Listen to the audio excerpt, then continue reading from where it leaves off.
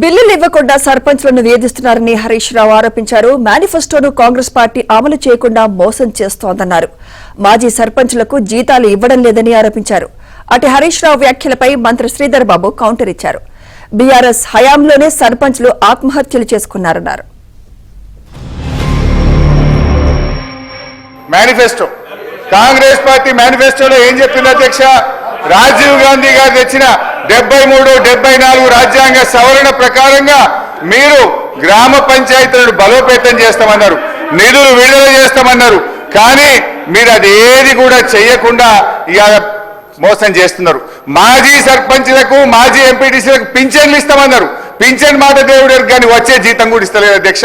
గా పింఛన్ కూడా ఎప్పటి నుంచి ఇస్తారో, జీతాలు ఎప్పటిలో క్లియర్ చేస్తారో, బిల్లులు ఎప్పటిలో క్లియర్ చేస్తారో స్పష్టంగా చెప్పాలని మీ ద్వారా అడుగుతా ఉన్నా. ఆయనేమో ఒక పక్షాన 270 కోట్ల రూపాయలు ప్రతి నెల ఇచ్చాము అని చెప్పినప్పుడు బకాయిలు ఎక్కడివి అధ్యక్ష? ఎక్కడైనా తీసుకొచ్చి పెట్టుకున్నారు అధ్యక్ష? ఈరోజు వారి ప్రభుత్వ హయాంలో సర్పంచులు, ఉప సర్పంచులు ఆత్మహత్య చేసుకున్నారు.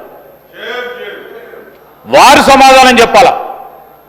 ఈరోజు గౌరవ మా పంచాయతీరాజ్ శాఖ మంత్రివర్యులు చెప్పారు, ఏ విధంగానైతే బకాయిలు మా నెత్తిపైన పెట్టి వారి ప్రభుత్వం ఆ రోజు మేము తీసుకున్న వారసత్వాన్ని ఒకటి తర్వాత ఒకటి పూరించే ప్రయత్నం చేస్తూ ఉన్నాం.